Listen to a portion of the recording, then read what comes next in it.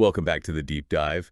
We've got a really fascinating set of sources here, digging into the American Revolutionary War. That's right. And we're tackling a pretty fundamental question based on this material. Yeah, how did millions of people, loyal British subjects, just completely flip? How did they transform into citizens of a brand new republic willing to take on the biggest empire in the world? It's a huge shift. And that's exactly what we're tracing in this deep dive, that path from, let's say, colonial disagreement all the way to actual nationhood. Okay. The sources give us the timeline, sure, but they also dig into the really radical ideas, the personalities, the diplomacy behind it all. Right, let's unpack it. It seems like, according to these sources, the bedrock wasn't purely philosophy at first. It sounds like it was more about, well, debt and tea, surprisingly. Yeah. Well, that's definitely where the immediate trouble starts. You see, Britain had just won the 7 Years' War in 1763. Big victory. Right. But wars, they cost a fortune.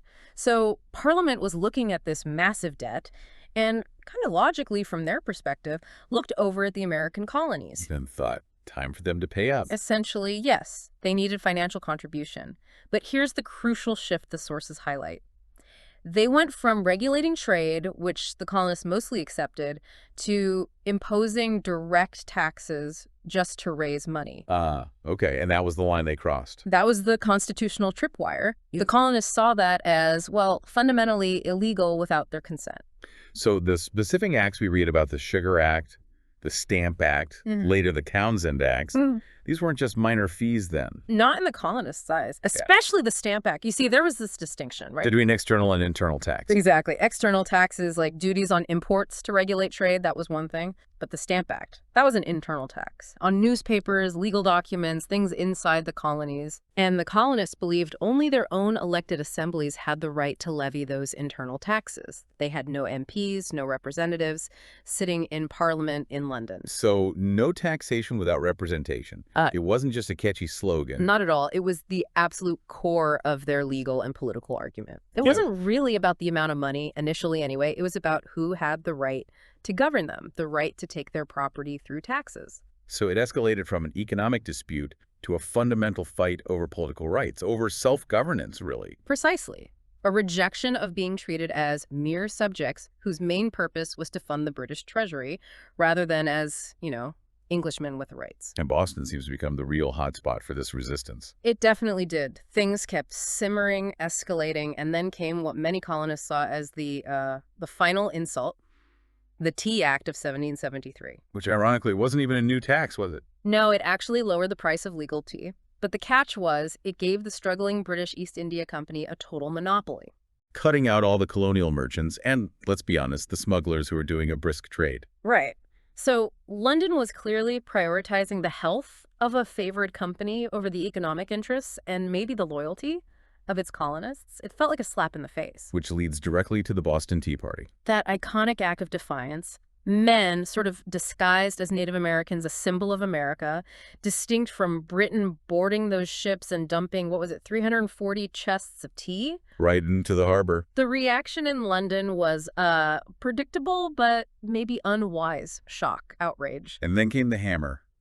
The coercive acts. Officially, yes, but the colonists immediately branded them the intolerable acts, which, was brilliant propaganda. What did those acts do? They were punitive. They closed the port of Boston entirely until the tea was paid for. They restricted town meetings in Massachusetts. They basically put the colony under tighter military control. And the message from Britain was pretty clear. Obey, submit. But the sources show this backfired. Instead of breaking their spirit, it just hardened their resolve. There was this growing sense across the colonies that they couldn't or wouldn't be ruled by fear anymore. And that pushes things from protest towards actual conflict. Towards Lexington and Concord, April 19th, 1775. British troops marching out from Boston to seize colonial weapons stored in Concord. And they were met by the Minutemen, local militia, ready to fight, at a minute's notice. And then the shot heard round the world. I still don't know exactly who fired first, do we? It's still debated, but it doesn't really matter. That gunshot kicked off the fighting. It wasn't a battle in the formal European sense, more like a running skirmish. But the British took casualties and were forced to retreat back to Boston under fire. The war had begun. So fighting has started. Now what? How do you organize 13 separate colonies for a war? Urgently. That's where the Second Continental Congress comes in, meeting in Philadelphia in May 1775. Delegates from all 13 colonies. And their biggest decision, arguably, appointing George Washington as commander-in-chief of this new Continental Army. He was Virginian, had military experience from the 7 Years' War, commanded respect. But what an incredibly difficult job. He's got volunteers, militias, not really a professional army, facing the most powerful military on the planet. It was, as you say, an almost impossible task, relying on volunteers, local supplies, sheer hope sometimes. Yeah. But they had some early successes, maybe symbolic but important for morale. Like Bunker Hill. They technically lost that, but they inflicted heavy casualties on the British. Exactly. Showed they could stand up to regulars. And later, forcing the British to evacuate Boston in early 76, that was a major boost. Okay, so the fighting is well underway by mid-1776. What shifts then? The mindset shifts. The sources emphasize this. After a year of fighting, reconciliation looked impossible. There were already rebels, criminals in the eyes of the king. Compromise was off the table. So they needed to define what they were actually fighting for, not just against British policies. Precisely. They needed a mission statement, a justification for this radical break. Which leads us to the Declaration of Independence. Right. A committee is formed. Thomas Jefferson does the main drafting, with John Adams, Benjamin Franklin chipping in. And it's adopted on July 4th, 1776. And the core idea, it's still pretty radical today, let alone then. Absolutely. It wasn't just a list of complaints against King George. It was grounded in Enlightenment philosophy, this idea of natural rights, that famous line, We hold these truths to be self-evident, that all men are created equal. that they are endowed by their Creator with certain unalienable rights, that among these are life, liberty, and the pursuit of happiness. I mean, think about that in a world run by kings and aristocrats. It's a fundamental shift in the source of political authority, Yeah. from the crown to the people. Exactly. The sources stress this. The United States wasn't born just out of war, but out of this powerful conviction, these shared ideals. But let's pause on that phrase, all men are created equal. That's incredibly powerful, but the sources must grapple with the immediate contradiction, right? They absolutely do, and it's crucial we address it. How could a nation founded on that principle simultaneously uphold the institution of slavery? How could it exclude women, Native Americans, even white men, without property from its promise? So the Declaration was an ideal, but not the reality on the ground in 1776. Not even close for vast segments of the population. The sources are clear. The founders articulated a revolutionary ideal, one that would inspire future generations, abolitionists, suffragists, civil rights activists, but they themselves failed to live up to it. So you could see the revolution, as the sources analyze it, as sort of incomplete.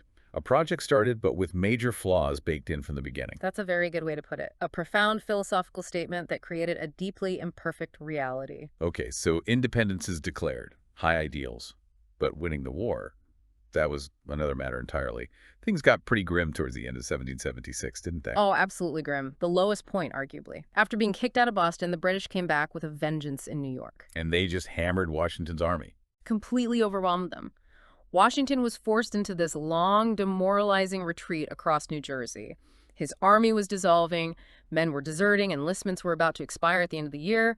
The whole cause was genuinely on the verge of collapse. Just falling apart due to exhaustion and defeat. Right. And this is where Washington pulls off something, well, legendary and incredibly risky. Crossing the Delaware. Crossing the ice-choked Delaware River on Christmas night, 1776, marching his freezing, exhausted troops to surprise the Hessian garrison German mercenaries fighting for the British at Trenton. A desperate gamble. Totally desperate. But it worked. A stunning victory. It wasn't huge militarily in the grand scheme, but psychologically, it was immense. It saved the army, revived flagging spirits, and showed they could still win. So Trenton keeps the flame alive. But what was the real strategic turning point, the moment that changed the larger course of the war? That would have to be the Battle of Saratoga in upstate New York in the fall of 1777. Where the Continental Army, under General Horatio Gates, actually forced the surrender of an entire British army led by General Burgoyne. A massive victory. And its importance went way beyond the battlefield. Our sources really analyzed the diplomatic fallout. Because this is what convinces France to finally commit. Exactly. The French had been secretly helping the Americans a bit, but they were hesitant to openly ally themselves until the colonists proved they could actually win major battles. Saratoga was that proof. And for France, This wasn't really about loving American ideals, was it?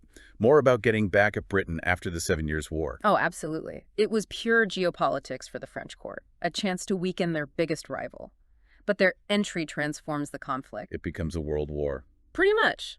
Spain jumps in, the Netherlands too, all against Britain. Suddenly, Britain isn't just fighting rebellious colonists, they're fighting multiple European powers across the globe. Stretching the Royal Navy thin, diverting resources. Right. From the Caribbean to India. It put immense pressure on British resources and strategy. So the diplomatic situation improves dramatically after Saratoga. But Washington's army, they faced another terrible ordeal that following winter, didn't they? They did. The winter of 77-78 at Valley Forge, Pennsylvania. The sources paint a truly harrowing picture. Cold hunger, disease. Absolutely brutal conditions. Thousands were sick, many died, not from battle, but from exposure and illness. It was another moment where the army could have just melted away. But it didn't. Something changed there. Something crucial changed. A Prussian military officer, Baron von Steuben, arrived. He didn't speak much English, but he knew how to train soldiers. And he drilled them relentlessly. Yes, he took this suffering, ragged militia and, through constant drilling and discipline, instilled basic sanitation, military formations, professional standards. By the spring of 1778, they emerged from Valley Forge not just survivors, but a much more capable, disciplined army. So Valley Forge was this crucible. It forged the Continental Army into a real fighting force. In a very real sense, yes. Suffering transformation. Okay, so the army is stronger, France is in the war. Where does the fighting go next? The British decide to shift their main strategy south, starting around 1779. They believed there were more loyalists, colonists loyal to the crown in the southern colonies. Hoping to rally local support. Exactly. And initially, they had success. They captured major ports like Savannah, Georgia, and Charleston, South Carolina. It looked like the southern strategy might work. Yeah. But controlling the cities was one thing. Controlling the vast countryside was another. They ran into fierce patriot resistance, often using less conventional tactics. Guerrilla warfare. Yes. Figures like Francis Mary and the Swamp Fox became legendary, operating out of the swamps and forests of South Carolina. Striking supply lines, ambushing patrols, then just vanishing. Making it incredibly difficult and costly for the British to maintain control outside their main garrisons. It tied down a lot of troops and bled them slowly. So the war drags on in the South. How does it finally end? It culminates at Yorktown, Virginia, in the fall of 1781. The British commander in the South, General Cornwallis, marches his army to Yorktown, which is on a peninsula. Expecting to be resupplied or evacuated by the Royal Navy from the sea. That was the plan. But Washington saw an opportunity for a decisive trap. He coordinated brilliantly. With the French. Yes. Washington marched his Continental Army south, along with French troops under General Rochambeau. They trapped Cornwallis by land. And the key element. The French Navy. Admiral de Grasse sailed his fleet into the Chesapeake Bay, blocking any escape or reinforcement for Cornwallis by sea.